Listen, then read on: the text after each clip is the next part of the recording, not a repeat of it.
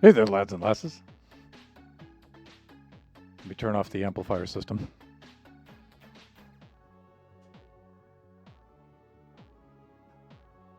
There we go, that's better. Now we're headphones only. Anyways, this is Thunderhand64 coming at you live from the west coast of the United States on a Wednesday morning. We're actually a little bit early today. We usually start off at about noontime. Today I'm starting off an hour early. I would like to claim that there's some legitimate reason for me doing that, but I don't know, somehow I kind of thought it was Friday and we're supposed to start at 11 instead of noon. So here we are.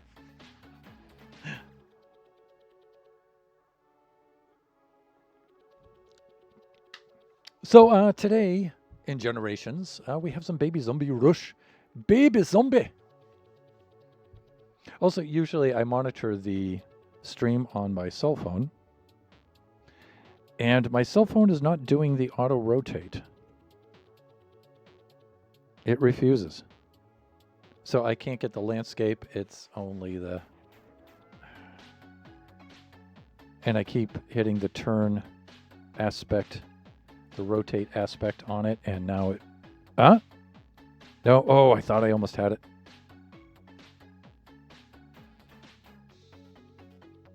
Yeah, it's not doing the thing.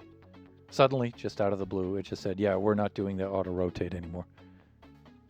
And yes, I went into settings and I did all that stuff and it just won't do it. Anyways, enough of that. Let's do some Minecraft. Hopefully that stuff still works.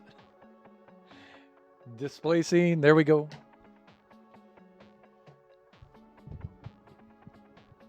Get this off to the side a little bit. Kind of like that. All right, let's log on. All right. Baby Zombie Rush. Now, let's start off the stream like we always do. As we always do, I suppose.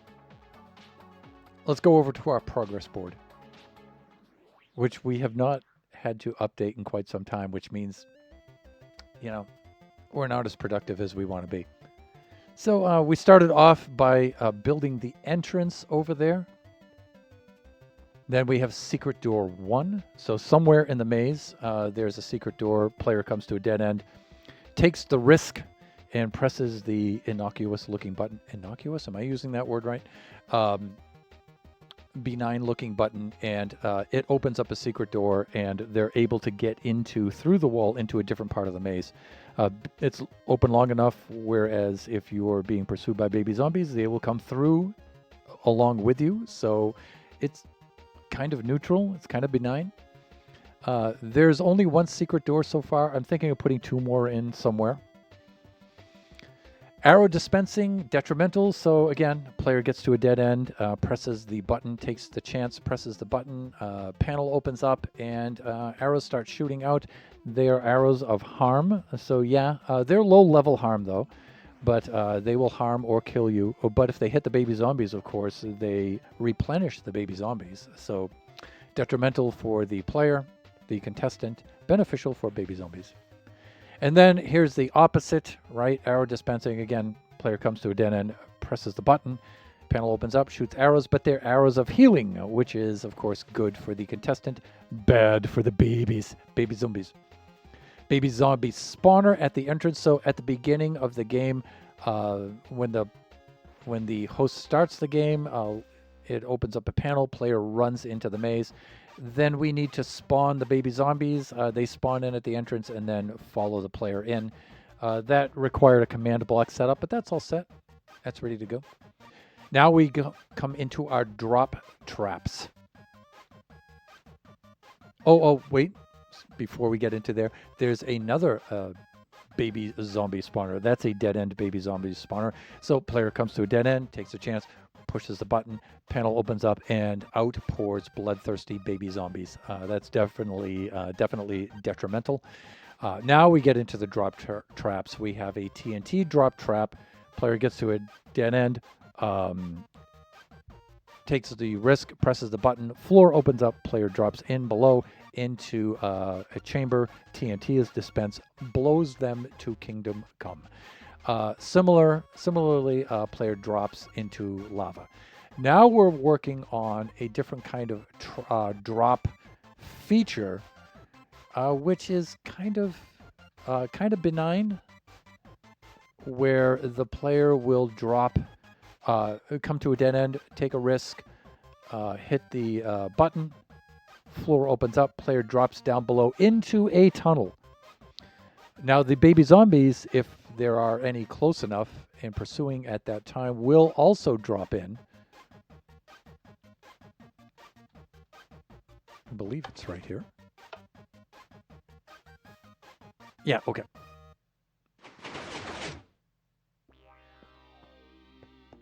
Now, I have the night vision effect on right now so we can see better, but this is very, very dark indeed when we're not under that effect. There may be baby zombies pursuing, right? There may also be some features along the way here. Maybe some funny stuff, some gags and stuff. Probably some food would be helpful. Maybe a weapon or some sort of beneficial armor or something like that would help out. This will be all enclosed here, but this is on what we are working now. Player will cross those pressure plates. It will open up this space in the ceiling/floor. Player will stumble into this pit because it will not be readily visible. The wind charges will launch the player up and hopefully out of the maze. That's what we're doing. Again, baby zombies may be able to pursue up through this, but I doubt it. Player will be launched upwards. These will extend out from the walls. Put these in place. They'll hit this so it prevents them from going too high up and landing on top of the maze, which is something I do not want to have happen. They will likely land right about here. This will be closed, of course. And then they will continue on into the maze and face the other challenges and features of the maze. So this is on what we are working now. And we have most of the triggering system in here where they cross this, it opens up the area in the floor. So we have that in place. What we needed next now is some sort of timer to keep this open. The player may make a few attempts at this because there's not always a guarantee that this will launch you perfectly upward and out into the maze. It does most of the time, but there are occasionally times where it fails. The player launches up and they fall back down into here, and they may get launched back into this. So you have to think about things when you're designing a feature like this. You have to think about those kinds of things. But we generally do have the space opening up into the floor up above. We do have that working. Now the next thing to work on is the timer and then the reset that closes those, closes up the floor again. So that's the circuit that we were working on now. So I took one day off camera, and this was a few weeks ago, because remember, we only work on Baby Zombie Rush like every other week, right? So the generation stream is every Wednesday, usually at noon. And so we switch off. 1 week we work on the Generation 5 Survival World, and the alternating week we work on Baby Zombie Rush. And so we switch off between those two. So a few weeks back, off camera, I did a marathon build, and I worked on a circuit that acts as a timer. So when the floor is activated, the timer is activated and holds the doors open for a certain amount of time. And I say doors, it holds the ceiling / floor open for a certain amount of time, and then sends through a secondary pulse, which then closes it. That's what this mess is. I couldn't figure out a good circuit for that. I got this circuit working, and I used a dispenser clock for this. So the pulse comes through, activates the dispenser. I say dispenser, activates the dropper, drops these blocks in one by one, gathers them into some sort of holding system, which I believe is this hopper. So it dispenses them out, brings them through, drops them into the hopper. The hopper is locked, right, by this redstone block. It's locked until all of these one by one pieces of cobblestone are gathered into the hopper. And then when they are, this is released again, resets it back into there, sends the pulse through, and closes the door. That's how this thing works. I'm satisfied, not 100% with this. I'm satisfied like 80, 90% if you can quantify satisfaction in that way. It's a very clunky kind of circuit. It's not optimal at all. It does work though. And we do have room for it down here. We're not exactly cramped for space. I just felt like even though I got this working, that I could do better. And I was thinking I could do something with hoppers and a hopper clock kind of thing and make this a lot more condensed. It's just at the time, I just couldn't think of it. And I spent a long time trying to work out this circuit. But I did work it out, and I got this thing to work. And so I said, all right, I'm just going to have to go with this. But of course, the gears are turning. And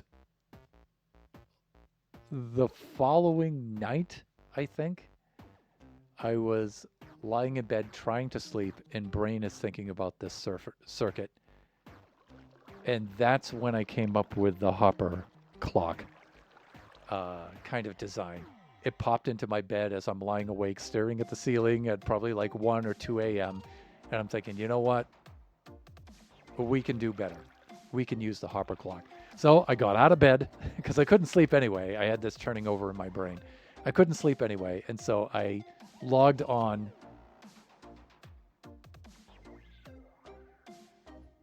and built this. So yes, I condensed. This is only the pulse generator. This is simulating the pulse coming in from the pressure plates, right? Um, I condensed this mess down into this. So I knew I could do it, but only, of course, after the fact. After I spent all the time developing this, so this does use the Hopper clock system. The pulse comes in into here, activates the Hopper clock, sends the blocks from this side into this side, and then sends them back. When this is activated, it sends the pulse back through the system, sends the pulse in, and then closes the door, and that's how that works. So, although this certainly works, I think I'm going to go with this. So at this point, hey, I'm looking down in the chat. I would like to welcome in Son of Thunderhand, Biggity. Biggie, how are you doing this morning, man? I did get your text message about the success with your circuits class midterm. Congrats. Very well done, son.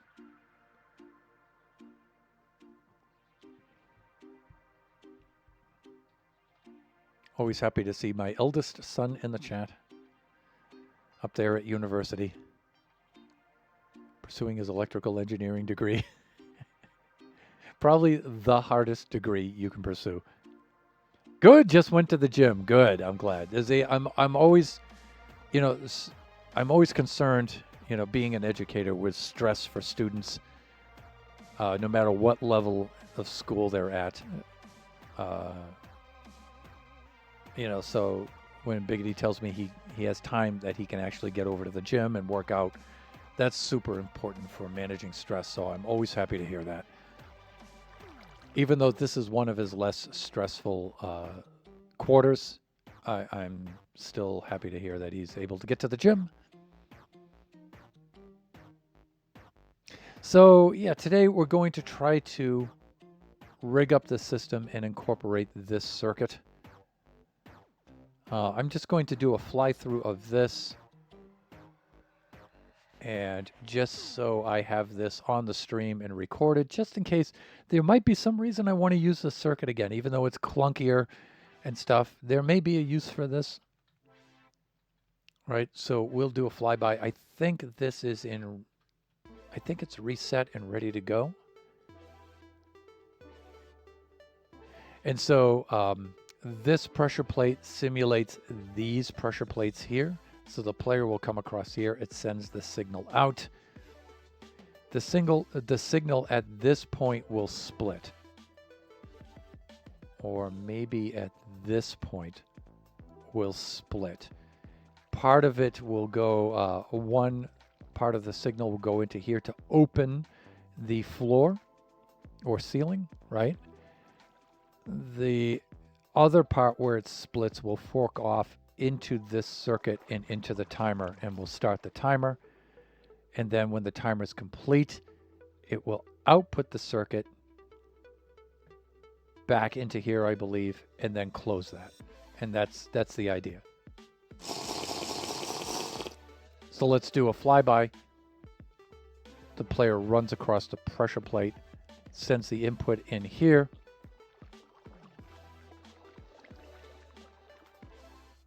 Activates this observer clock, activates this dropper here, starts dropping into items, dropping items into here. This will fill up right here. When it gets to a certain point, this stays locked. And I think this reads when this is empty, not when that is full.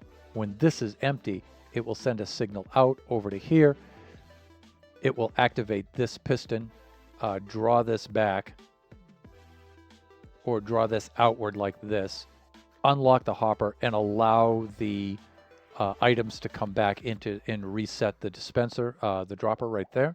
But it also splits off this way and sends a pulse out to close that. So that's how this works. I think this is all set. Let's try it out. There it goes.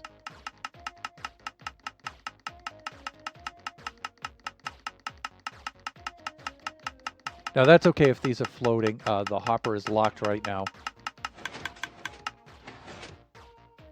There you go. And it will send the pulse out to here. And that's how that works.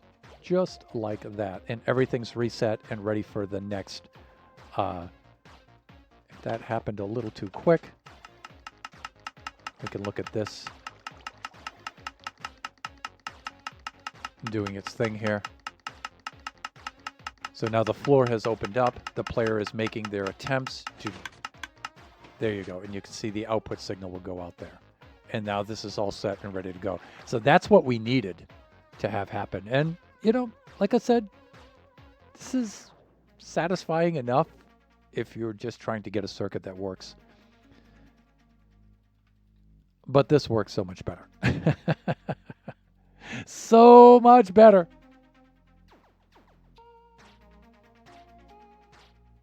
All right, now this will do the same kind of thing. And let's just test this again to make certain that this works.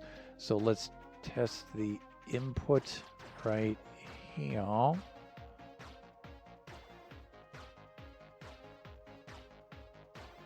And I believe what I did here is, let me see, the pulse will come up here like this. I believe I split it off right here. So half of the signal comes up through here and activates the doors. Of course, we'll have the same thing on the other side, like this. And then it will split off of here and come around.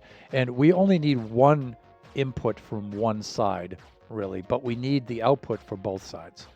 So I'll probably take it from this side just to stay away from other features. It depends on what's happening around here, right?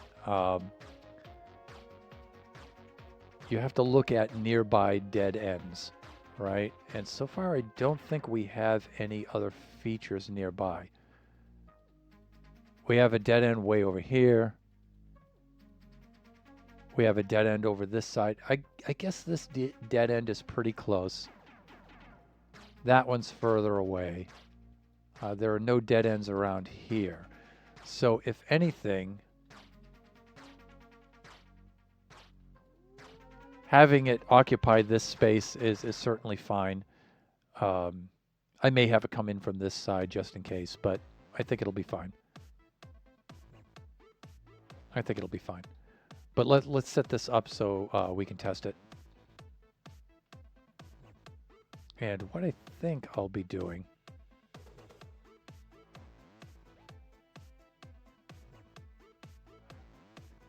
this comes up to here, it reads this, the pulse goes through here like this.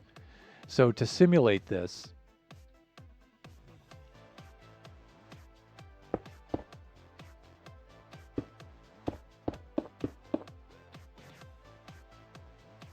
we have this activating redstone, going through repeaters, and pulsing an observer.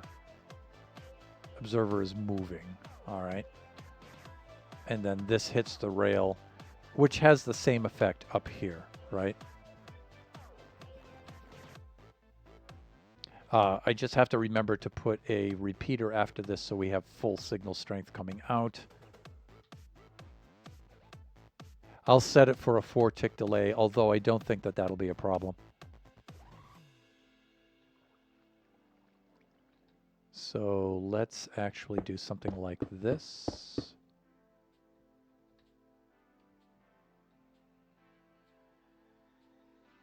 Right, it will come into that. And I think we always need an observer to light a powered rail. I don't think the powered rails, oh no, they should light right off of a target block, but I think we're good. I think we're good. So let's do this. And let's actually put that one in last. All right, let me think here. We have this moving that. I'm trying to use less pieces here.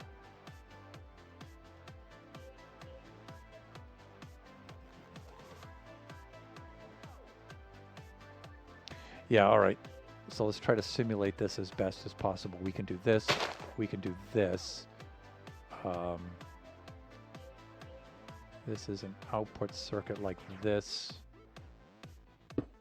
1, 2, 3, like that. 4, like that. We can do this.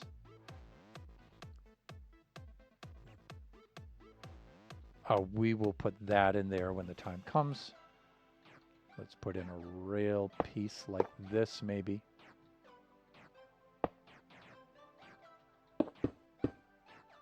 Now, I could simulate this less. The thing is, we just have to simulate a pulse going into that. But, you know, sometimes stuff happens and it's kind of weird. And so,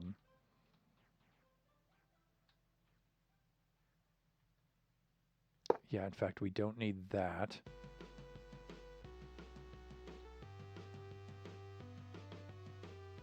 That would be extended. That would be the observer. This would be the piston. All right. And then from there, yeah, we have a repeater going into it like this with a little bit of redstone like that. Then on top of that, we can do something like this. And we can extend these out. Let's get ourselves a drink of the good stuff here.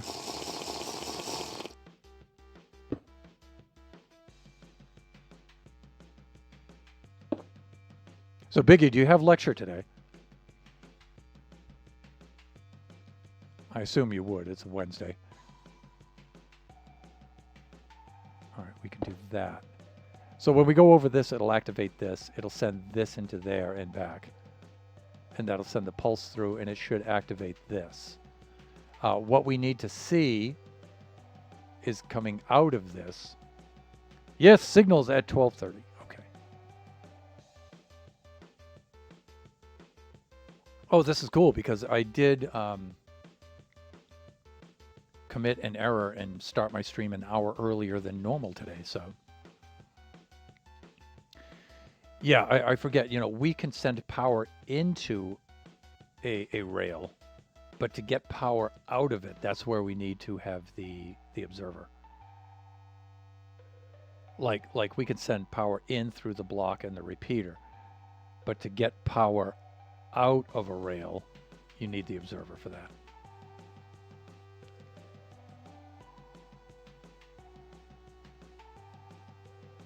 Right. And so we can do something like, we can have the redstone lamp here simulate the signal coming out, but the rail here would carry the power back into the circuits in a reverse order and push these to the center and then hit this circuit and then push them up to close the circuit. That's the idea.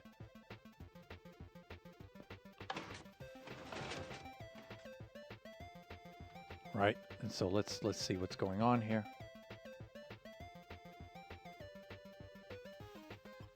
All right.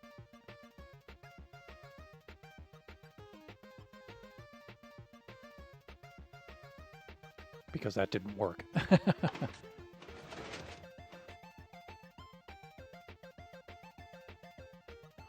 Let's see.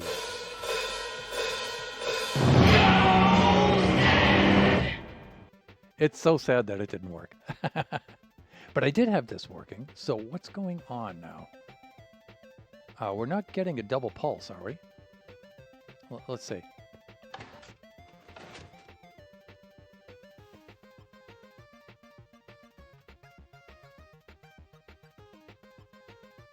What's supposed to happen is this is supposed to drop this block off.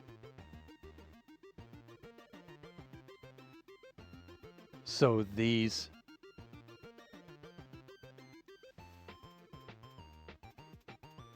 these can then go into this hopper. I did have this working, so why is it not working now?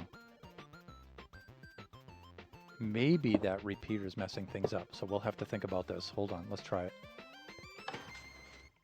Yeah. Okay, now it's working. Okay, so you can see now the hopper won't be able to release because it's locked, but it can load.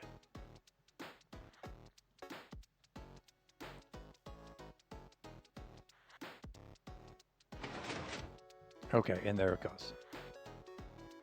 Now, what happened here? Did we get that to light? Now, this should reset now. Now, it'll take a while to reset. Oh, hold on. Yeah, this might work in both directions. Yeah, there it goes. Okay. So now we can adjust. The good thing about this is it's very easy to adjust the time. We just adjust the number of items in here, right? You can do the same with this here, by the way, by just adjusting the number of items in the dropper. So it's just that this circuit is way more compact.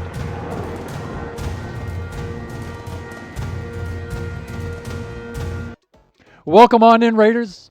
You can see we are being raided by the one and only, the mighty Real Foolish One himself.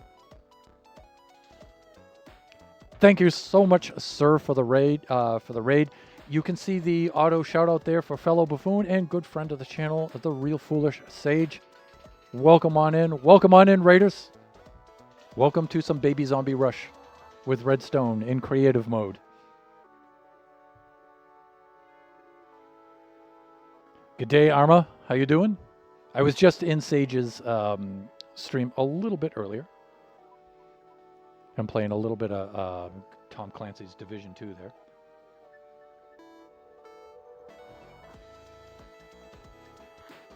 I see Redstone. What Redstone do? Welcome on in, fellow buffoon Skip. Of course, Skipjack, you can see the auto shout out up there for him. Yeah, doing a bit of the old shoot.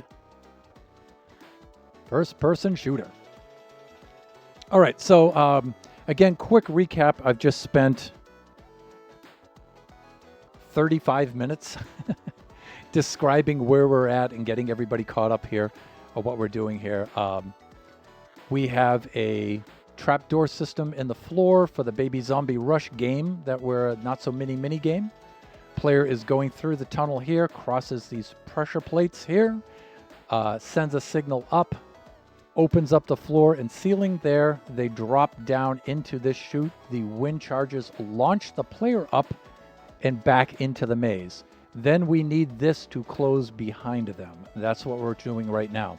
So we have the open circuit and the launch mechanism in place. Now we're making the circuit that will hold these doors open for a certain amount of time, and then after a certain amount of time, send the pulse back through and close everything back up behind them. So that's what these two circuits here are for. Here's the clunky version of that, the prototype, and here's the better version of that with the hopper clock. So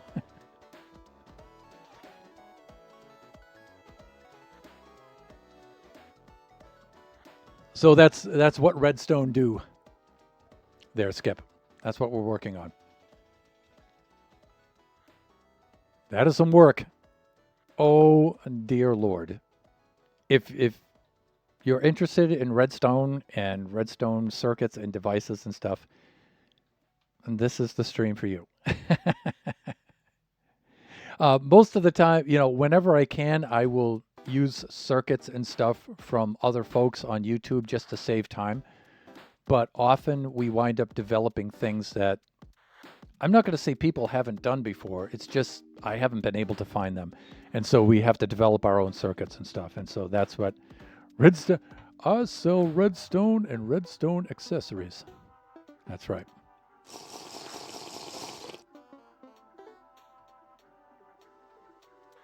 So this circuit here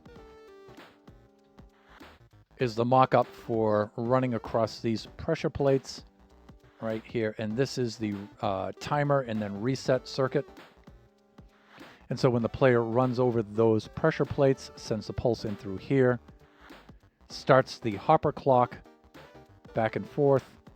When the hopper clock is complete and it completes its cycle, it sends a pulse back out, which will close everything out behind it. I appreciate that reference more than I feel I should. Little Hank Hill? I don't know. That's...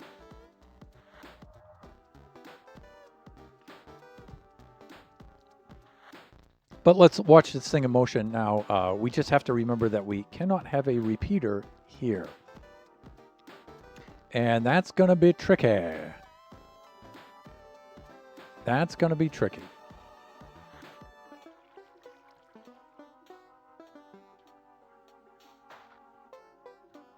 So we may wind up taking the pulse off of here.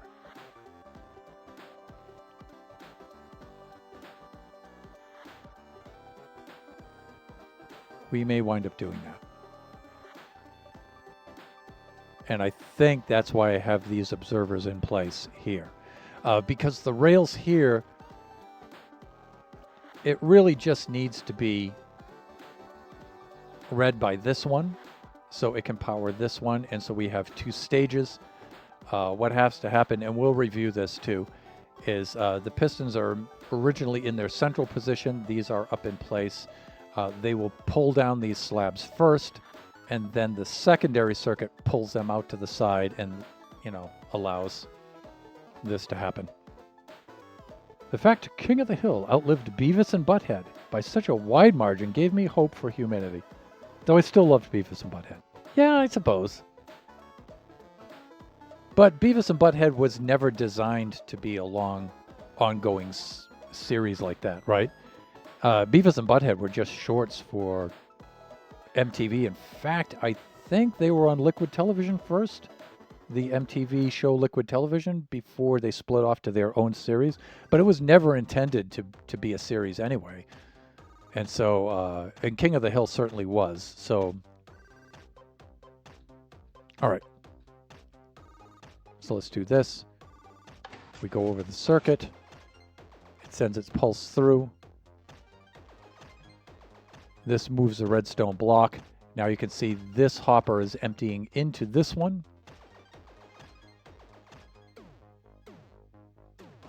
Now note the time, right? Here the wind charges are launching the player up into the game. And any baby zombies that happen to be pursuing them. Okay, now it's sending it back. And then when this hopper empties, it will shut this off, turn this back onto its default state, hit this, and send out the pulse that will then reverse that circuit and close things up.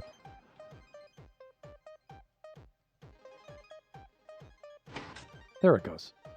And so that's the idea. And then we can adjust the timing by adjusting the amount of cobble that we have in that.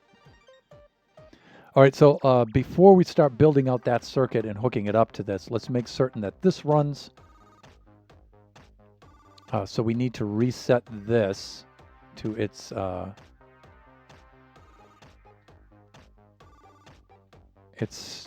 standard, its default state. So let's do that.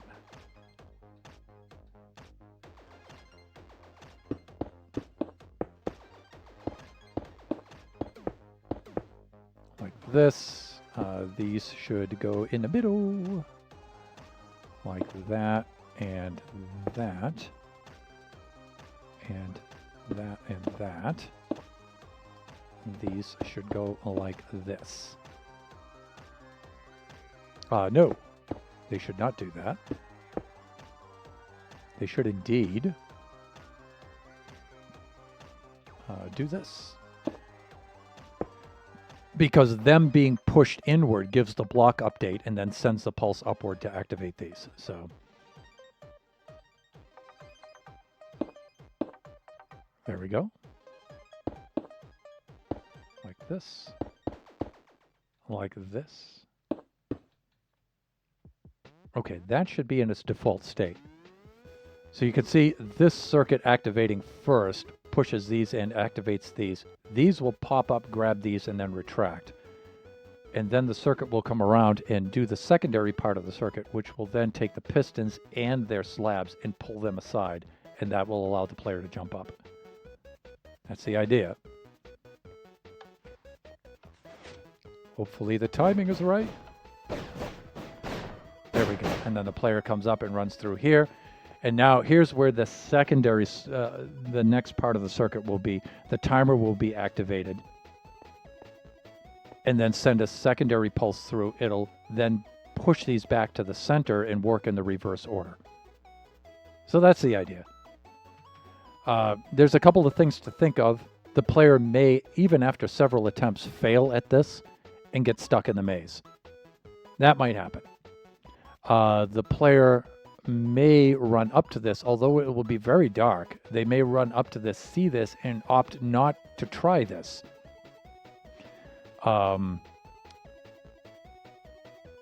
If that happens, I don't know what to do there.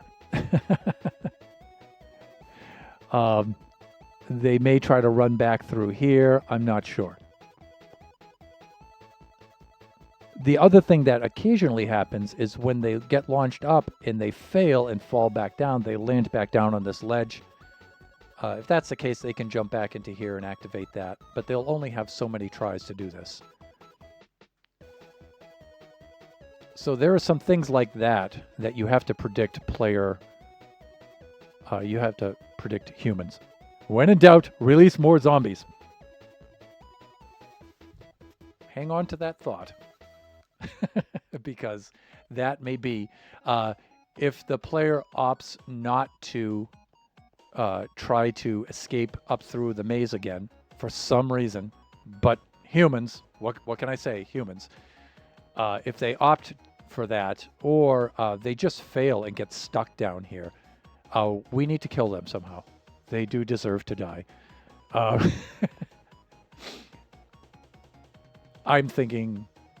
I was thinking lava, but certainly releasing more baby zombies right into this enclosed area would be cool.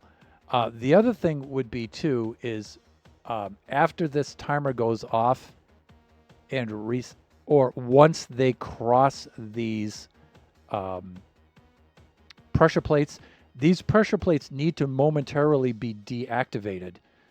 Otherwise, baby zombies and the player running back and forth across these pressure plates will be constantly sending multiple signals through the circuits and attempting to open and close these and open it and just make a mess out of the whole thing, right? So we also need a deactivator. So when they run across this, this will be deactivated for a certain amount of time. So if they run back across them, it won't send the signal out. So we do need that. So this otherwise simple feature in our game is a pretty complicated thing to do. Or it's complicated for me. You know, other Redstoners would probably think of a very easy way to do this. I don't know. But this is the best I can do. All right, so this is reset. This is in its default state, or was in its default state. But you could see that open, it pulls these down and then sets them back, right?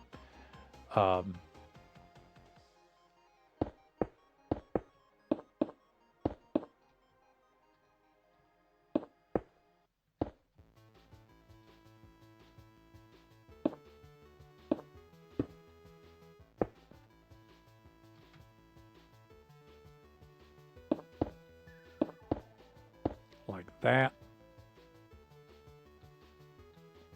Okay, that's in its default state. See this? And then it's open, right? It's a little slow.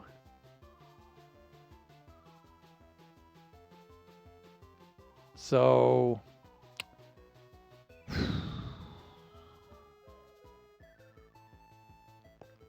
I'm thinking, though, that is enough time.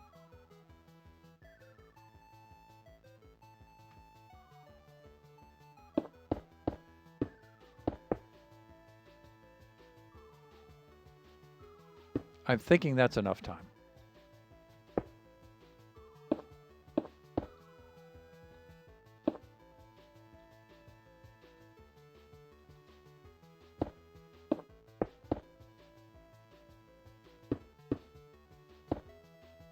Now, there's another part of the circuit where these are parked onto the sides like this.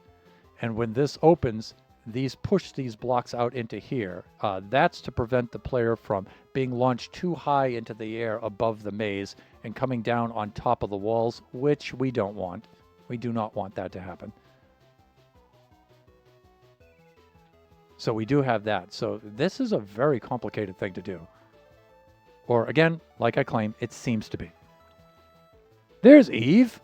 Wow, it's been ages. Welcome on in. Viewers, you can see the auto shout out up there for fellow buffoon. Call me Eve Gaming.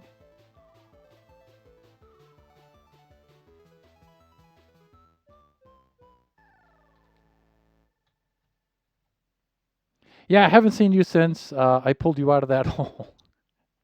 Yeah, you could check out the past Buffooncraft clip for that. Little anecdote.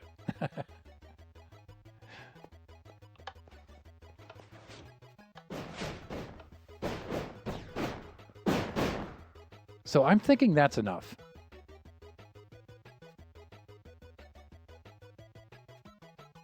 I'm thinking that's going to work enough for timing-wise.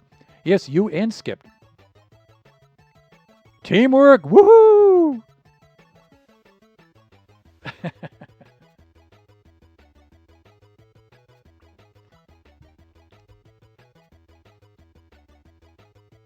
Teamwork is referring to Skip and Eve logging onto the Buffooncraft server to bail me out of a precarious situation or just a stream stopping boring one.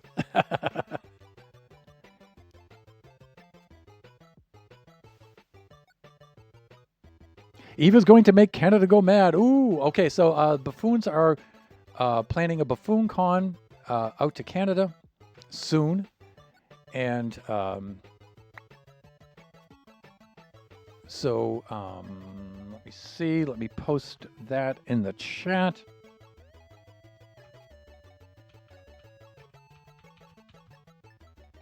There is the link up above for the Buffooncraft public Discord. If you're not already a member, please click on that, become a member, and you can keep track of all things Buffooncraft there, including probably very likely pics and maybe video and stuff like that from the BuffoonCon that is going to be happening soon in Canada over at Kai's place.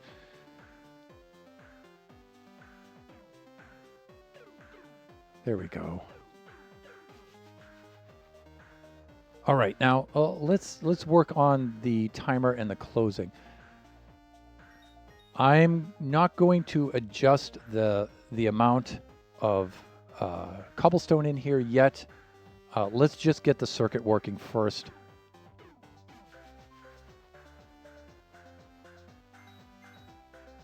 And again, I believe this is for the return circuit, which will be right into here. So we're going to need a pulse out of this,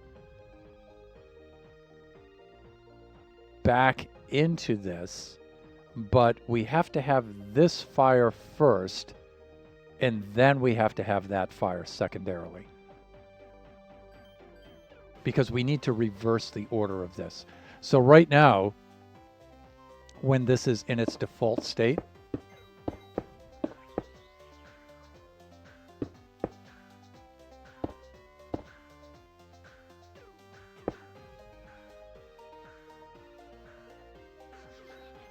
I might extend the stream since I started an hour early and I did a lot of explaining, a lot of exposition at the beginning of the stream. I might extend the stream today. We do have to hustle right out of here today, though. Oh. Yes, in fact, Kachi gets out earlier today. So, yes, I do have to leave right at noon today. Yeah, so I cannot extend the stream, and it is actually a good thing that I started the stream an hour early. Yeah, Kachi has an early release today. Tonight, late tonight, is Kachi's graduation ceremony. He graduates from middle school. And so we have that going on this evening. So I need to travel all the way out to his school, bring him back home. He needs to change, shower, eat, and then we have to travel all the way back out to his school, graduation ceremony in the evening, and then bring him home. It's going to be a long night. So, okay, so when this is in its default state, it opens like this again. So it pulls those down from the top and then pulls them out to the side. And now when the secondary pulse comes in, these need to be pushed back to the center, and then these need to be dropped off again at the top. And so we have to reverse the order.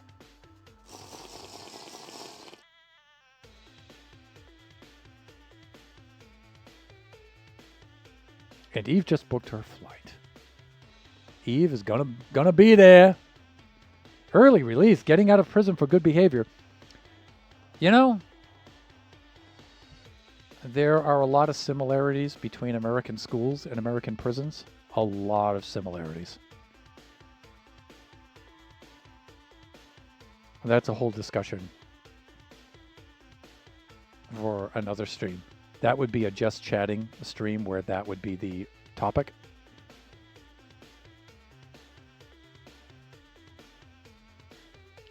So that means if we're going to reverse this, when the closing pulse comes in, it has to activate this part first and then that part second. And that pulse is activated here. So coming off of this, we need the pulse to hit this first and then that second. Now, we can adjust that with these. Let's review this. Let me see. The first trigger comes up into here, splits off here, activates this first, activates that second. It comes off of here now. And what would normally happen is it would come around here, activate this, which would activate this first. These are on a delay, and then activate that second to close it. So the circuit needs to, here's the input for that circuit, and here's the output. Yeah.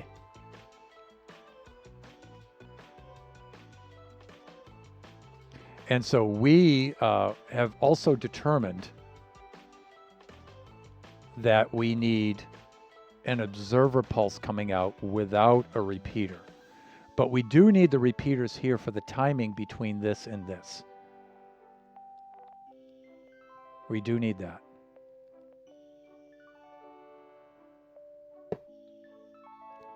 But we do not, well, we do need this here. I've deactivated that momentarily. Well, okay, let's do this.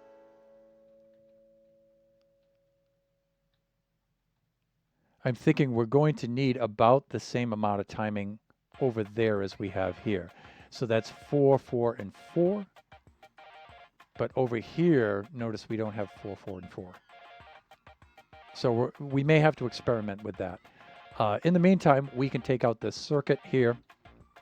Again, I just want to do a quick fly through here so I can record this in case I want to use it again some other time. We can, let me see, height-wise, it's going to be about that.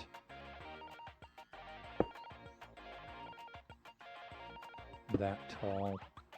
And then down to about here. We can do this and just hit this with a fill command.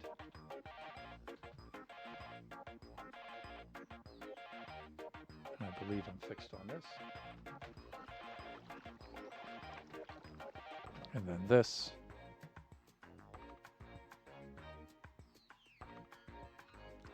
this.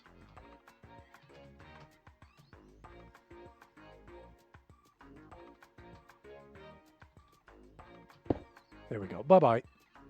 All that work. But we have it recorded. We're good.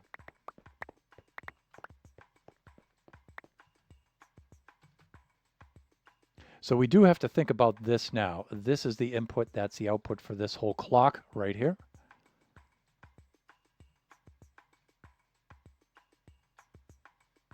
We do need a rail here. Now I do have to think of whether I want to put the circuit this way or this way. The output, we do need one input, but we do need two outputs. That's totally a thing. And we need the outputs to be even.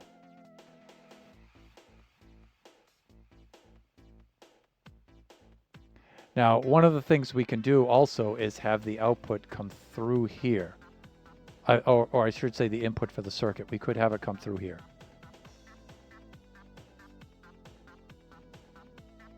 I think we can also have it come off of this. But it has to go back into here one way or another. So I'm thinking the best way to do this is to build it backwards.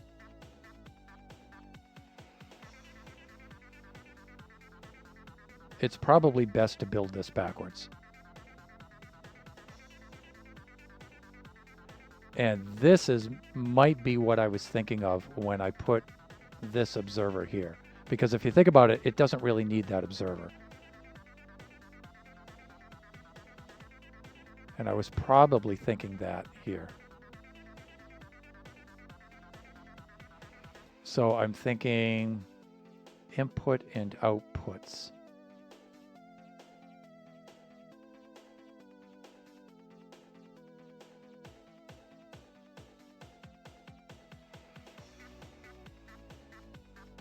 So let me see. If this fires first, we need those there at the very least. So that's a start. We have placed blocks, ladies and gentlemen.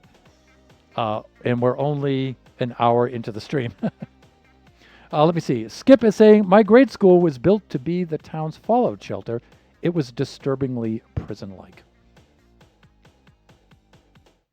Like I said, I have a lot to say about education system. That being my career for over 10 years. Going to head to class. Have a great rest of the stream. Biggie, thank you so much for dropping by, son. I'm always happy to see you in the stream. And again, congrats on your midterm for your circuits class. Way to go, son. Way to go. All right, so again, the best way to activate these, I think, is rails.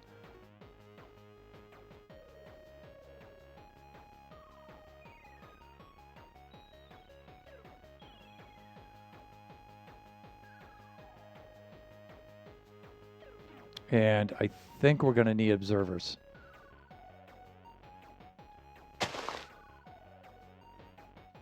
Now I can have the input here, the observer sees that.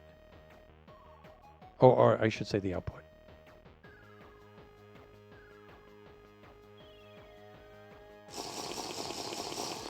I know this is kind of boring for a stream. It's not the most exciting thing, but it's so necessary. I think what I have happening is, yeah, I have the delay here.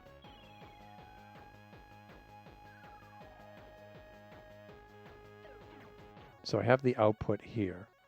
If that's the output, then I'm probably going to need to... Oh, yeah, that triggers that because it changes the shape of that.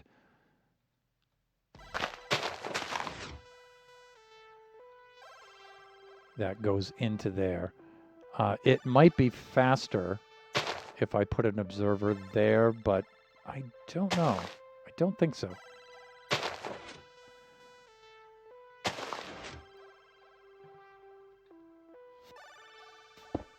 So we're going to get the system activating and deactivating a lot right now. So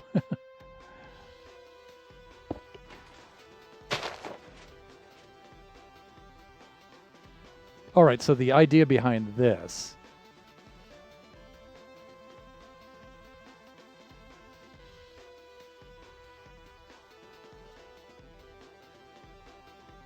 Yeah, and this timing is different from here to here than it is from there to there.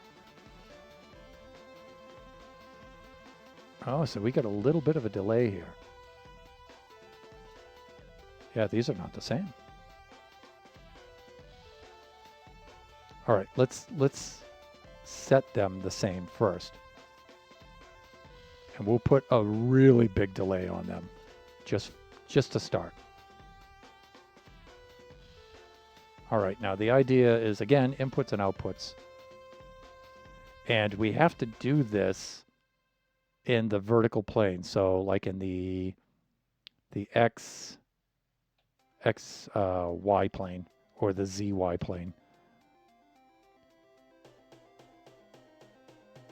Now, I'll probably think of a much better way to do this shortly. But for now, let's just start placing the blocks, shall we? Thinking something like this. Now let's use rails. Now rails we have to be concerned with here now. The limit is 9. So 1, 2, 1, 2, 3, 4, 5, 6. Okay, so that's only 6. That would be 7. This would be 8. So I think we're good like that. Oops. Not yet. I want to leave those ones off until we're ready. Now we'll have one output coming off of this. I mean, we could have 2. It doesn't matter. But I don't think there'll be a noticeable delay. I don't think.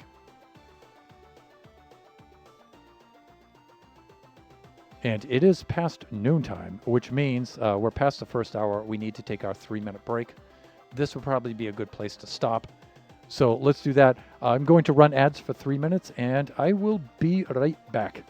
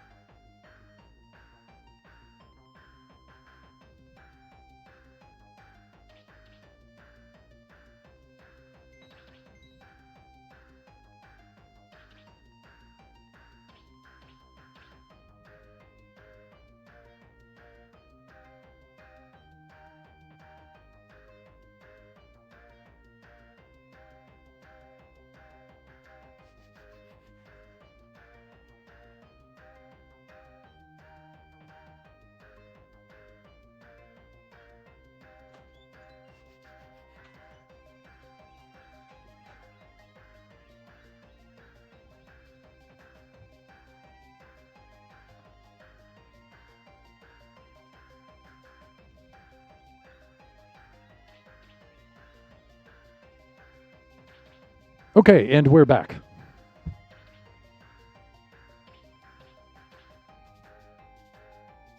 And let's see here. Ads should have been concluded. Yes, great.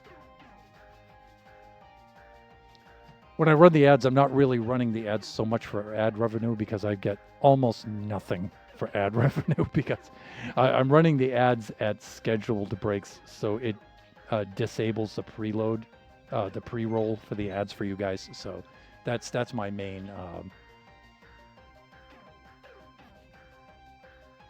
intent in the ad breaks. Plus, it gives all of us a chance, like a 3 minutes or so, where we can get up and do some stuff. Lone Star, hey, welcome on in, Lone. You all can see the auto shout out there for fellow buffoon, Lone Star. Lego Lord of the Rings. You know, I'll have to check out the VOD for that. That had to be hilarious.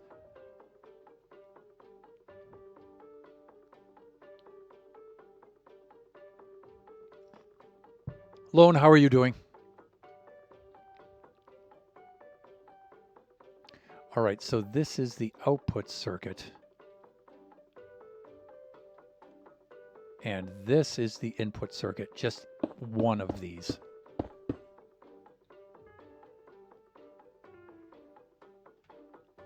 And you know what I'm thinking?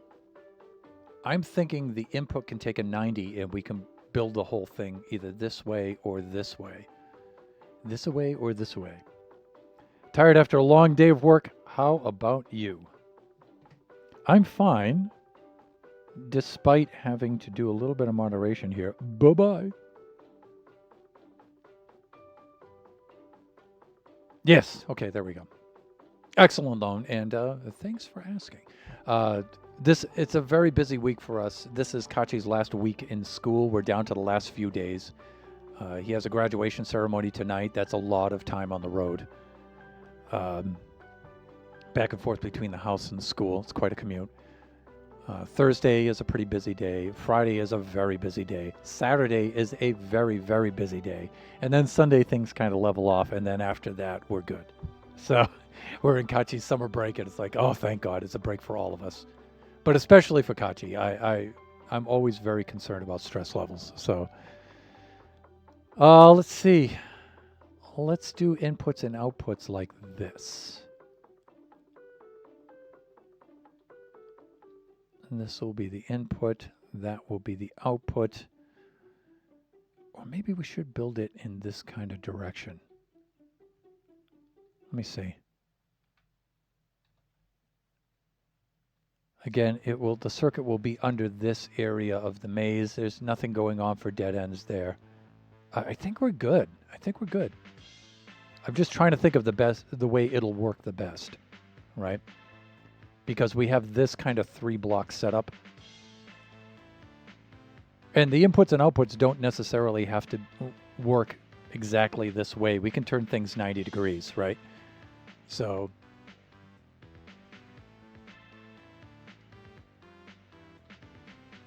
I'm pretty sure this has to be this way. But for example, the input circuit could run this way too.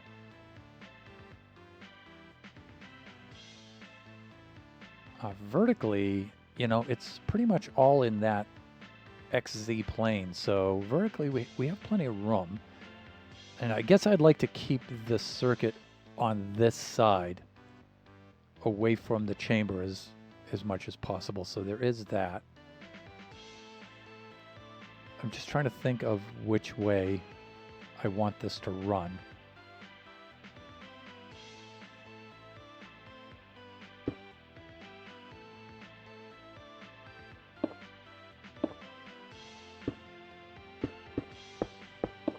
I'm thinking it's either going to do something like this.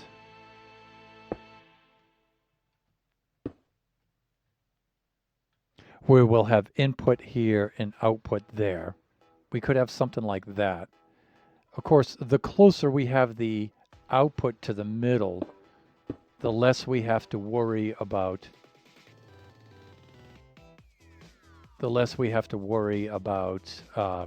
distributing the signal length, right? So this would be E, R, San, Si, Ulio, Chi, Ba. We should be good.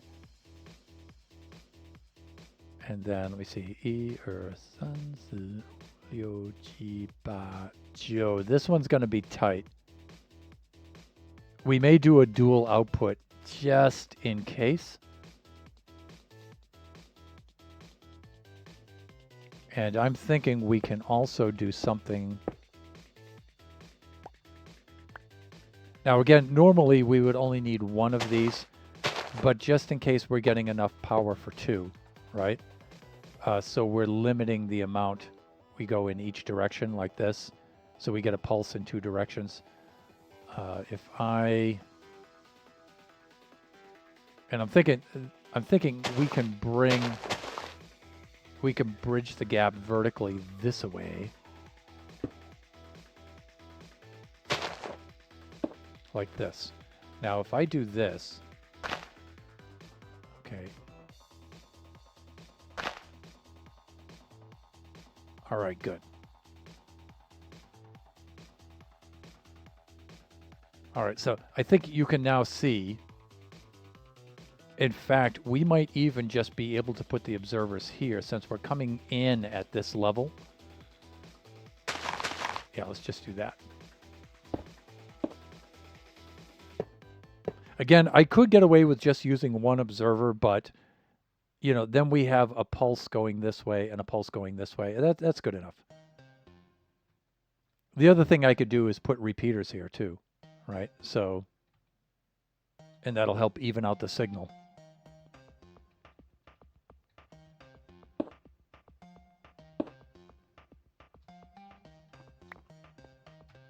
So it's kind of superfluous to have two observers there, but it'll be fine. It'll be fine.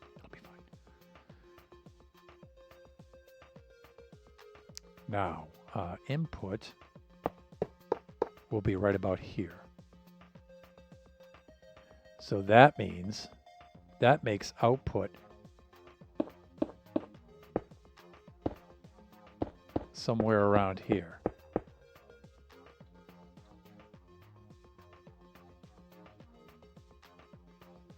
Now again, I could bring this closer. Can I? I think I can. I guess it doesn't matter.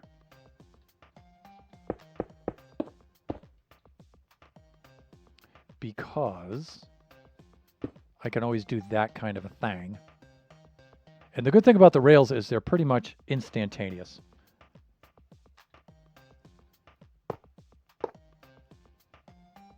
So I'm thinking the circuit is like this.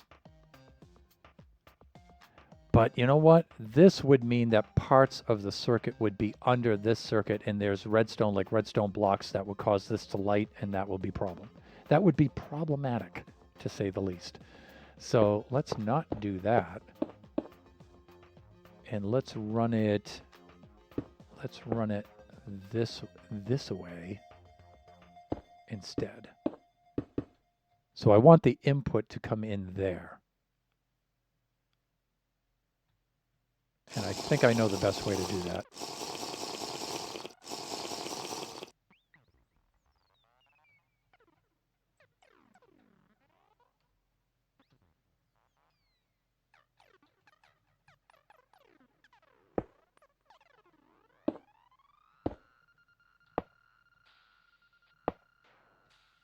I'm thinking something like this.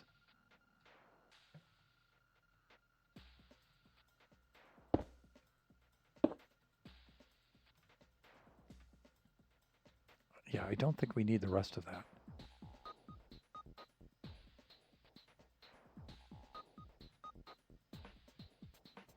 Yeah, I think we're good.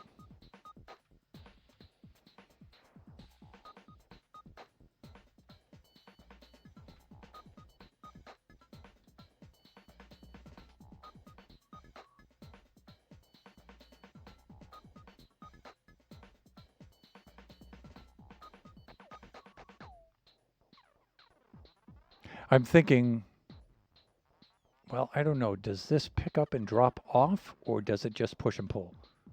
Let's watch. It looks like it just pushes and pulls.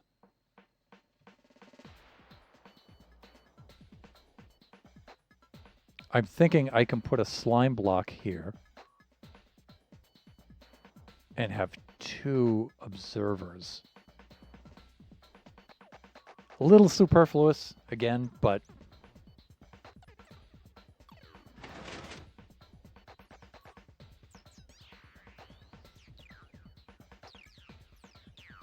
almost. Almost.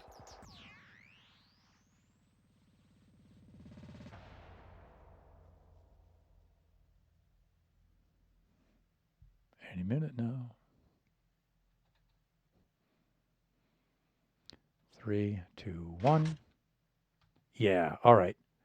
So I could do something like that, and I'm thinking, so you could see we'd have the input here, we'd have a space, output here, but there would be a slime block, 2 observers going into the rails going sideways. So maybe something like that.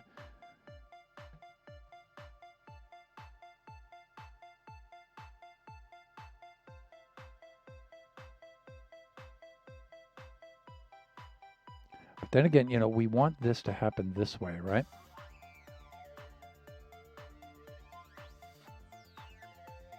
So what do we really need to read here?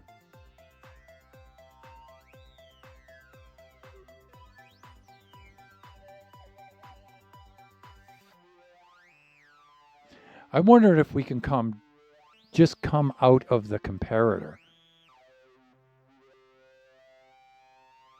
And we don't really need the piston situation here. Let's try that.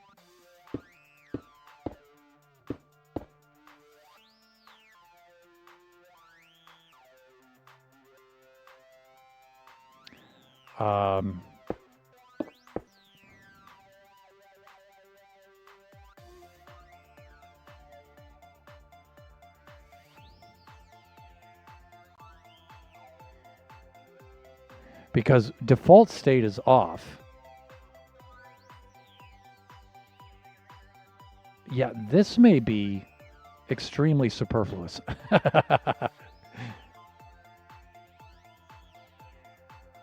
Let's try something like this. I don't want to dismantle the circuit yet.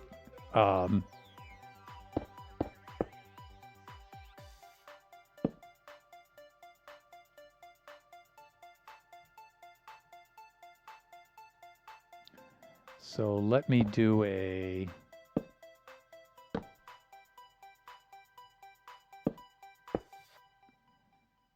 inverter here.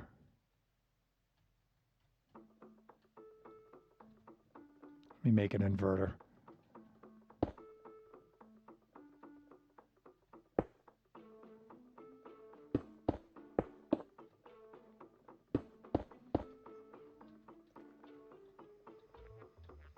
This is super jank, but I'm just trying something out here.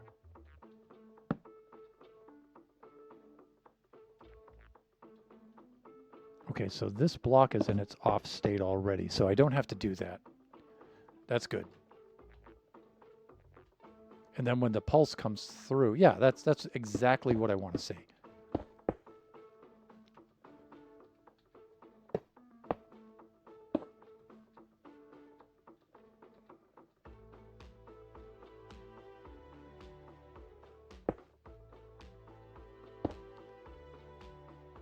Wrong.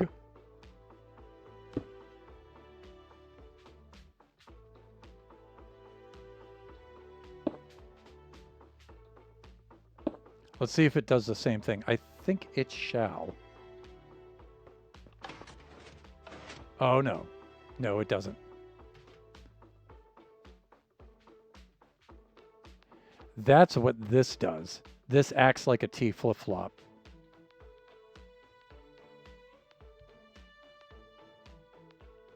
Yeah, I could do this, but I would have a T flip-flop.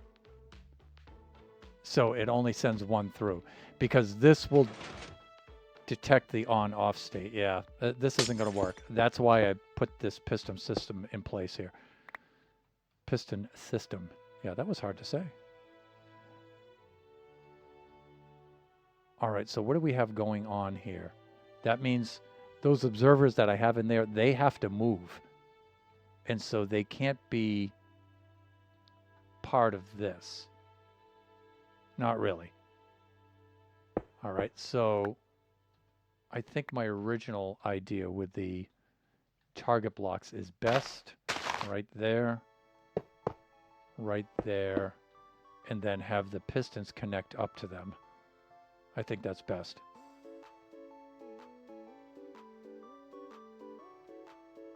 Now,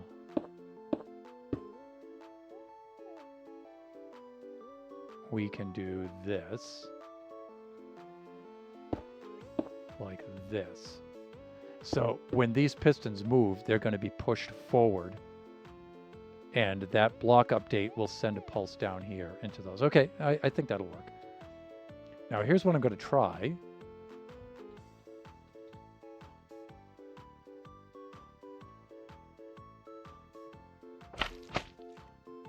A little something like this. And then that way we can have one piston push two observers. This is what I'm thinking.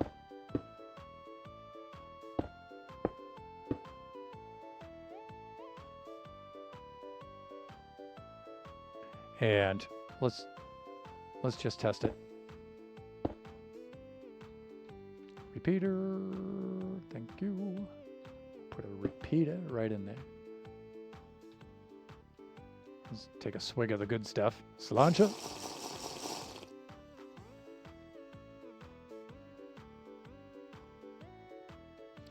Okay, and the way we have this is by default into its in its extended state.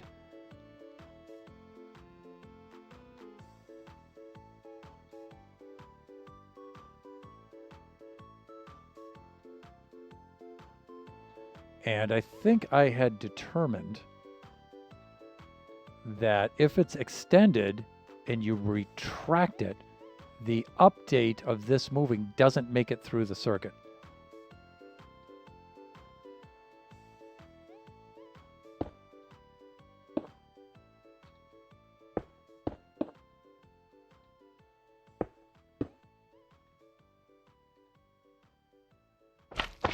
Let's do this.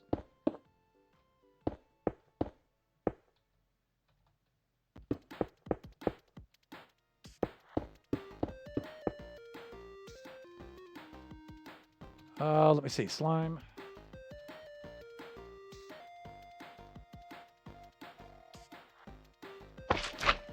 Like this. This should be extended already like that. And the idea is to have one piston do both blocks. And again, it doesn't have to pick up and drop off.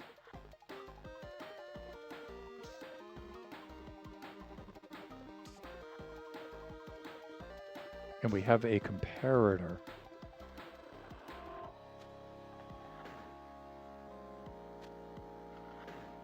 Powering it. Right? Okay, so first things first. This needs to be like this. And we have to have a torch right here. Have to keep an eye on the time. 12:32 awk. All right. Now I'm thinking when this retracts, it's going to pull both slime blocks and pistons back. So we do need a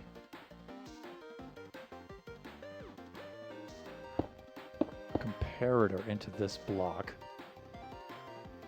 Let's see. Baba. Okay, comparator right there.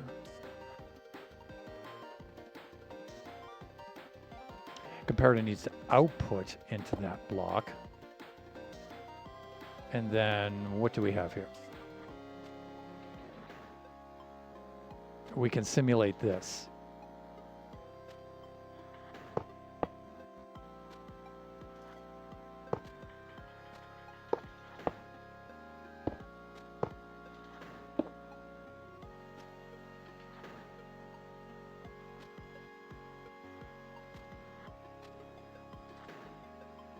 See if we can get the whole thing in view here.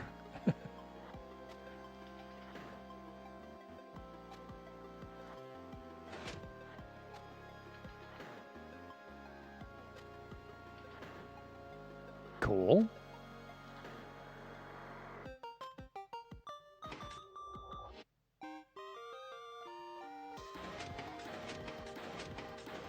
All right, now we can just watch it running. Now, it won't run like this for the circuit, but we're just making sure that the action works. And it does. And again, we probably don't need to double these with this. It'll probably be fine, but I'm thinking we could just balance out the charge so you wouldn't get one side triggering a little bit before or after the other side. It just makes a more even action. All right, so that's going to work.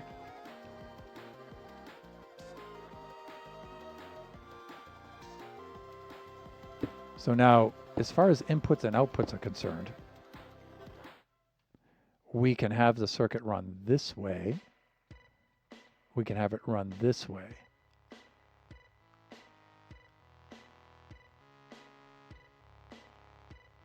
Let me see. This is way down here. That's way up there. Inputs and outputs are on the same level. Hoppers are on the same level.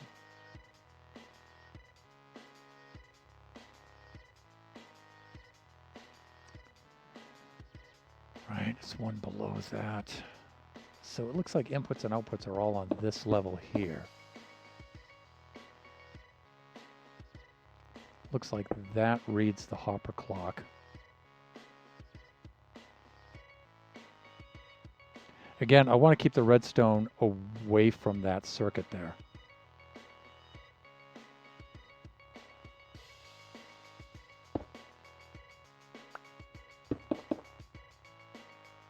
So I could build out the circuit like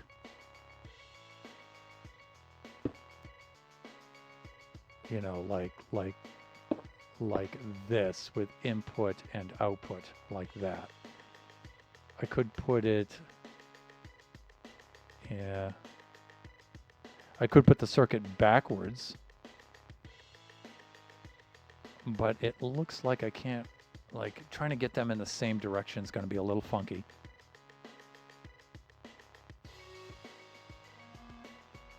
But I know one thing I can do right now to shorten it is to bring that around 90 degrees. We've got that.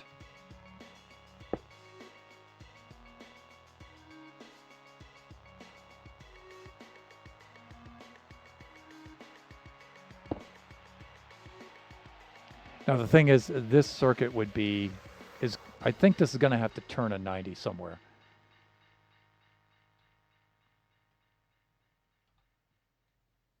Which, you know, is not really a problem. If you think about it, I could have this on the back of the clock piston, right?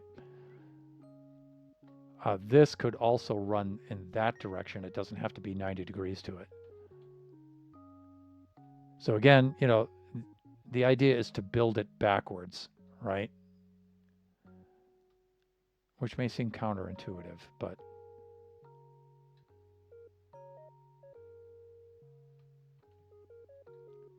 so maybe let's just start placing blocks, because for some reason I'm really struggling to picture this in my head, and I shouldn't be. You're talking top-notch visual spatial ability here, and I don't know. I'm struggling. I'm struggling. Let's do that. Now this is going to read the hoppers, right? So now we can decide how we're going to put the hoppers.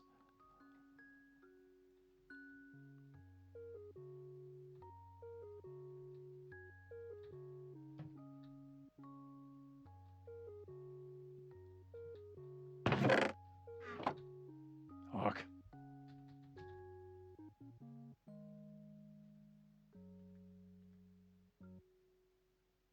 Yes.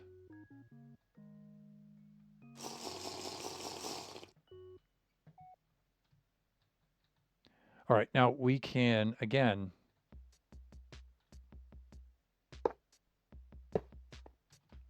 can either put the hoppers this way. This might be the way to do it because there's some support stuff that would have to go behind the hoppers over here. The block of redstone moving back and forth with the pistons would be here. It's far enough away from that where I think, yeah, that should be good enough. And then the input system for the hoppers can split off 90. I think we're good. In fact, if anything, this might have to move over that way a little bit, maybe. All right, let's get it in place. Let's see what happens. We need the return piston here. That has to be on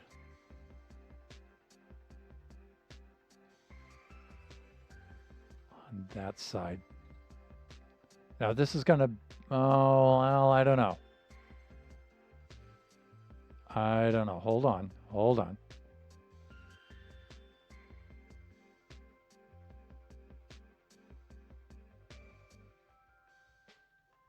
Yeah, okay, so this would be on this side, reading the piston that way, or reading the hopper that way. We have it off the end here, which puts the return piston over that. I don't think that's a problem. It just means that at some point, and oh, what's behind the return piston? Nothing. Because I'm doing that. Okay, so I think we're good there. I think we're good. And then let me see. The push-pull is on the opposite side over there. We can just select off of one of those.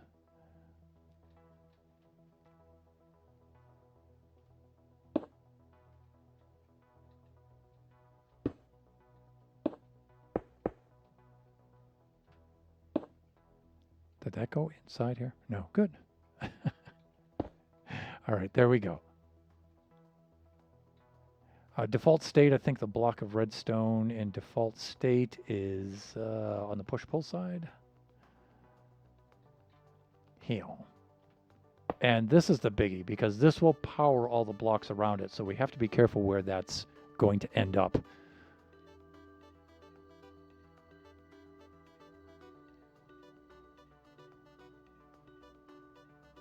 But, you know, this is a very simple circuit. That's why I love it so much.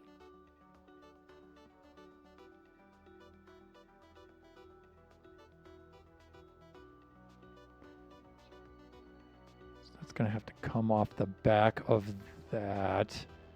So we need, let me see, something reading that and then powering this. So this has to power that. Got it.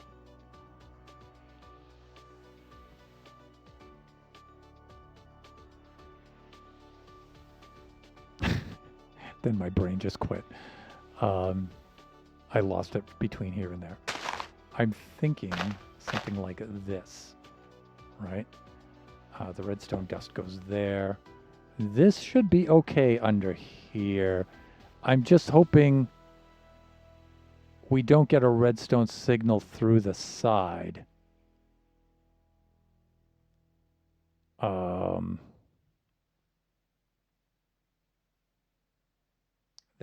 That might be a problem. That might be a problem, kids.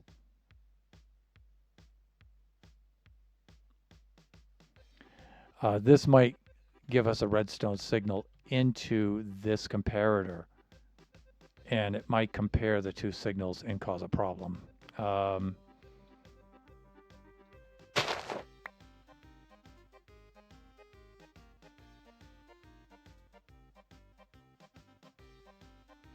If I swap this around 90 degrees, it just moves everything back this way by a block and that way by a block. The other thing I can do is have the comparator reading off this. Actually, this is backwards. Yeah, it needs to do that. Um,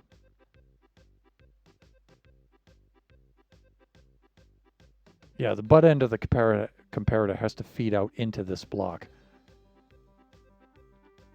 So I might, if I do the comparator over here,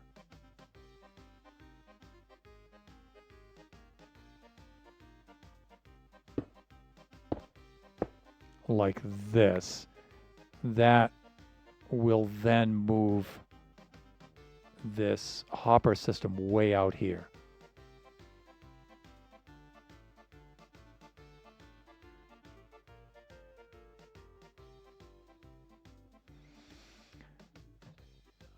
Let's see, if I put it here on the opposite side,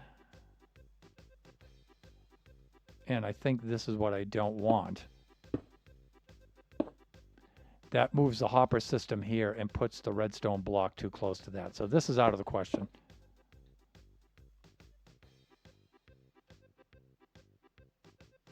So it might be this.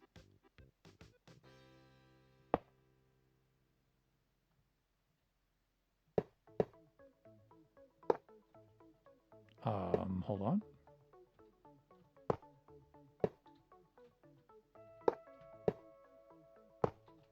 Wow, this is the stupidest hopper placement ever. Okay, there we go. It might do something like that, which moves everything over, right? So that moves the whole circuit this way over and just makes the input longer. Not ideal.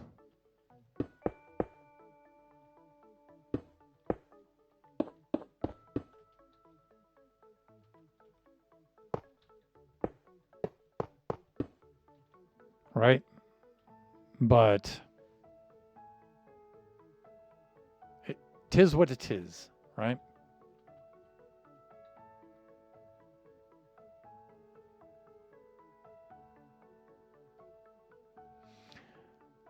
There is another option. I'm just seeing it now.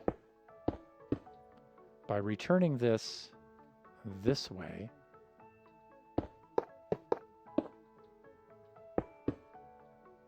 we might be able to get away with this. Now observe. Grab a hopper here. There is this kind of a thing.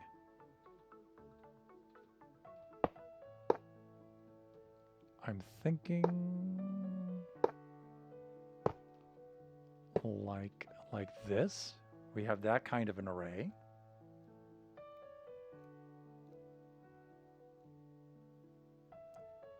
That would bring the input over here somewhere. So the input would have to come down here and into that.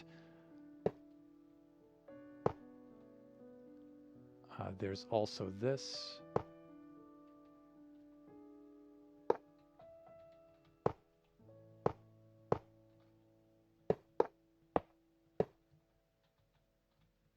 And this might be the way to go. But again, I'm putting the redstone block here.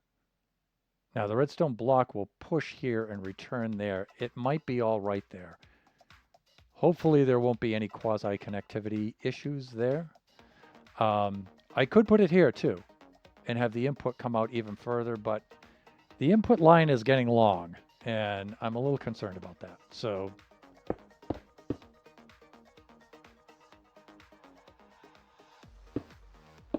I'm thinking return line is something like that on that side.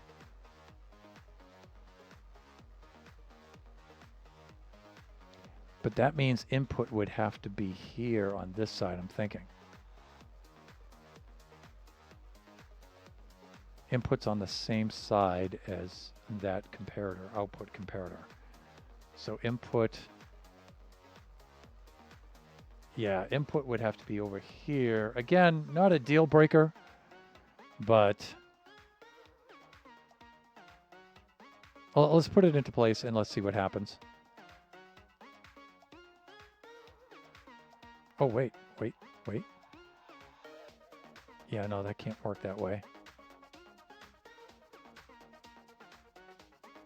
Okay, let's grab sticky piston. Like this. With block O redstone here.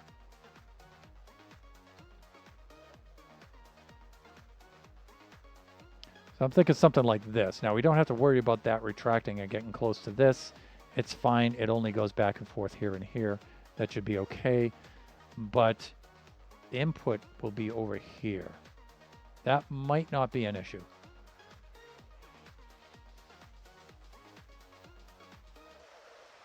That might not be an issue. I can come off the side of this at a 90, or I can come off the back of it. Let's take a look. I think it's back of it all the way, right?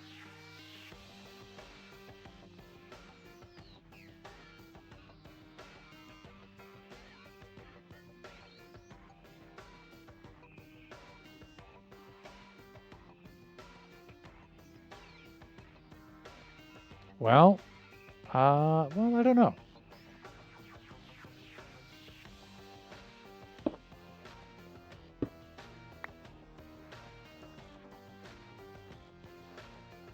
Server, like this.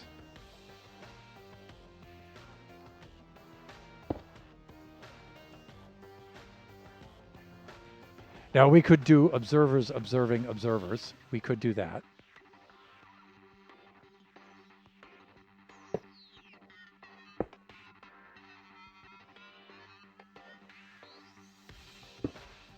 Or, now let's see, will that affect anything?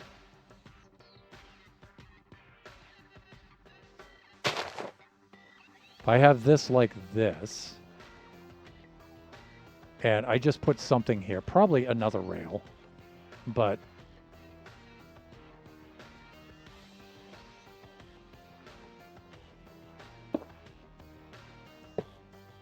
and again, we want to put the rail down first and then the observer so we won't trigger the system prematurely.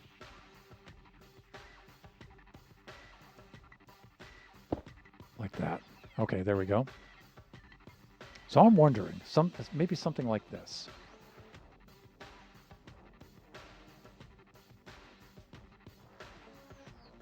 Again, we don't need this here. We could have moved this block up here and had the 90 go like that. It'll be fine. It'll be fine. I was thinking we could also have the observer this way, feeding into that. That observer. We could use two observers. It's a little more elegant. Not a whole lot. And to show you what I am thinking.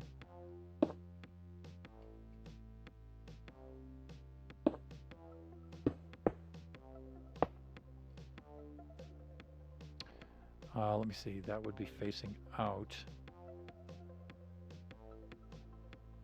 That would update that one. That would update that one. Okay, let's break this first. What's the order in which I want to go?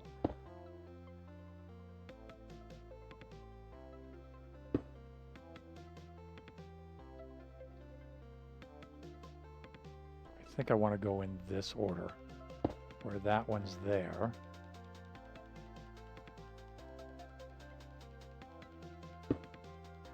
This one's here.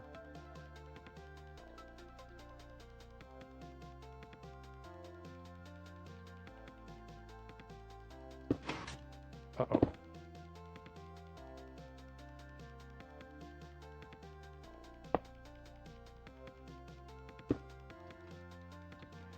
I'm thinking something like this. And then, let me see, redstone block.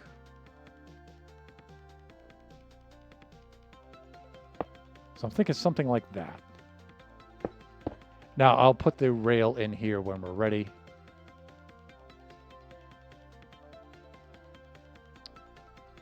The thing is, will this be updated by that?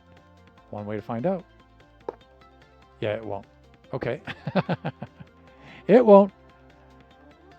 Yeah, so I had to have it the way I had it before. which isn't an issue. You know, it's not a big deal. Let's take that. And again, I'm going to change it up here a little bit. Oh, this way I would have to do 290. That's not good. Okay, that's why we did that way.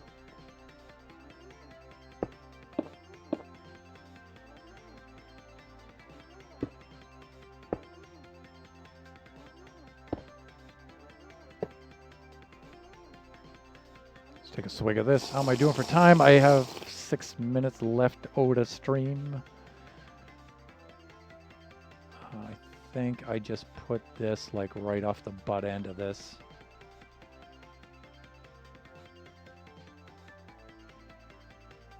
I think I just did something with a 90 right here, right? Yeah. So I brought this over to here. I put that there. I put this here. Put this here. And then I put an observer like this. Okay. I mean, I had to do that. It's not that big of a deal, but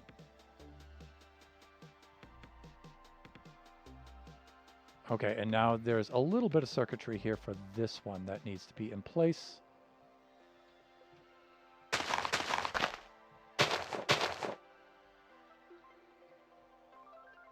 Redstone dust. Like that.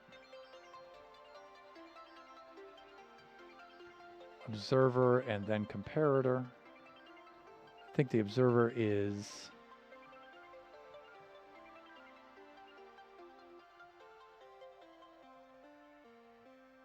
Okay, so we have a block. We have a block like that. We have the comparator is reading that hopper like this. And then the observer is just reading that comparator like that. Okay, that's what's happening there. That should be in place. Good. Now, I should be able to put in the amount of blocks here. This should be locked. This will see the state in there. So let's break that for the moment so we can load this. And let's just load it with half the amount of blocks.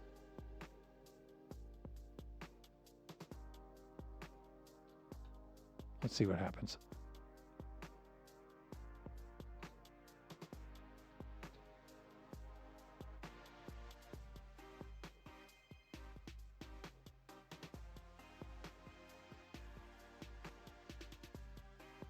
Okay. Now we can put the redstone here. We should be good. I think we're all set.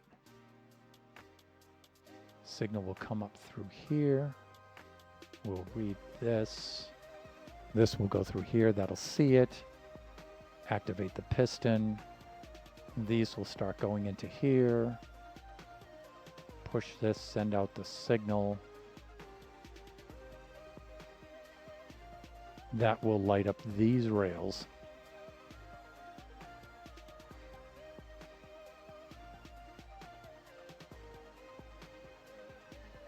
And then it will trigger these in reverse.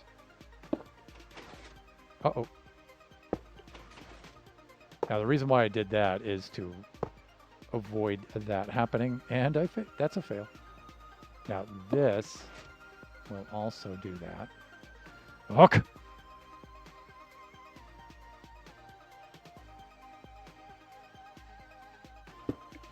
Yeah. All right, so let's reset the system and let's see if we can get this thing to work in the remaining minutes. I'm thinking we're going to have to tweak some things. Not a big deal.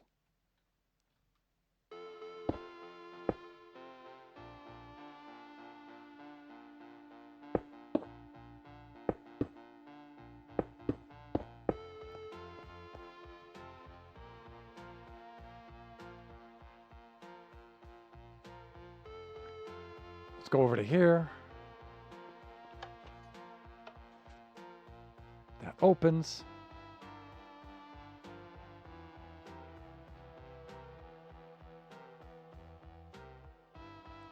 And nothing happened here. Why not? Because this is way too long. That's why. If we're going to do this, we're going to need a repeater somewhere to boost this signal.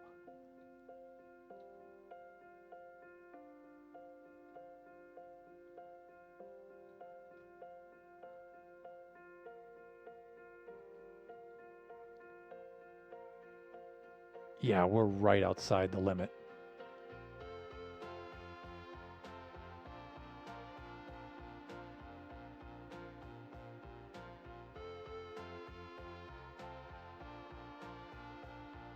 So, this might require an additional observer right here, but not like that.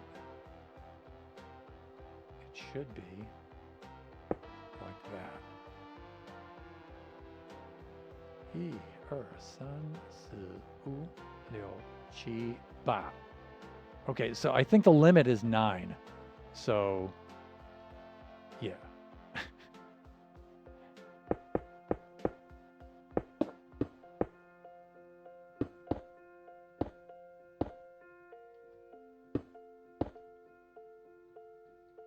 The limit is 9. So that should work. Should being the key word. Let's try it again. Also,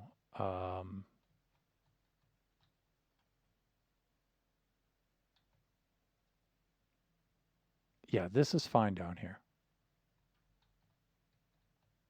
Yeah, we don't really need that. We should be good. Those are all set to 4 ticks.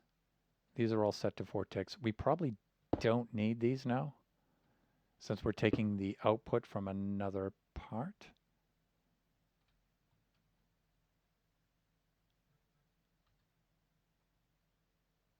Yes. Should be all set to go. Let's try it.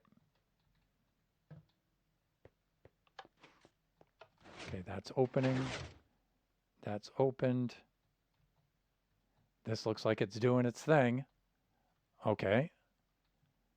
Now let's see if it closes in the reverse order. These should be pushed back to the center, and then those should be pushed up.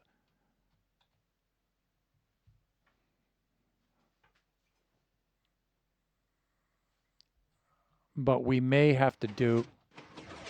Hey, there we go. And that timing's pretty good. I like that. Okay. Yeah, this works. And look at how compact this is too. That's what I like about it.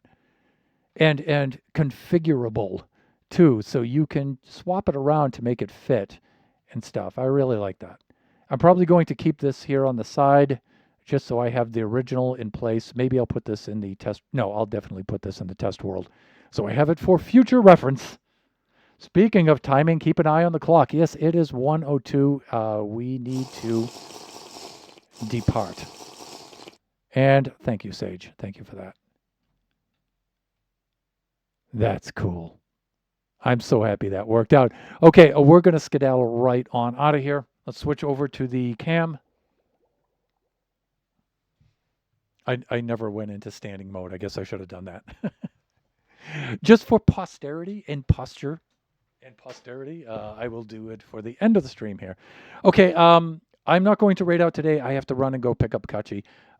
Thank you, everybody, for showing up today. It was... I thought it was a lot of fun anyway. And I also like a Baby Zombie Rush stream that ends in us accomplishing something. That's always a good thing. Just remember that we do this generation stream every Wednesday supposed to be from noon to 2 p.m. Pacific Standard Time. We started an hour early today because I needed to go get my son. The next stream will be Friday. That'll be from 11 a.m. to 1 o'clock p.m. Pacific Standard Time. That will be Buffooncraft SMP Season 6.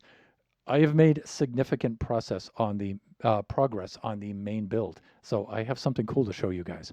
And the stream after that should be Sunday, 4 to 6 p.m. Pacific Standard Time. That will be Kachi time. I have no idea what Kachi wants to stream. We shall see. And then streams are going to be a little bit easier from there on out with lots of raids and things like that because Kachi will be out of school. Yeah, and maybe Kachi says he wants to join us on a generation stream, so we have that coming up too. All right, enjoy the rest of your afternoon, evening, morning, wherever you happen to be. Join us again next time. Bye for now, everyone.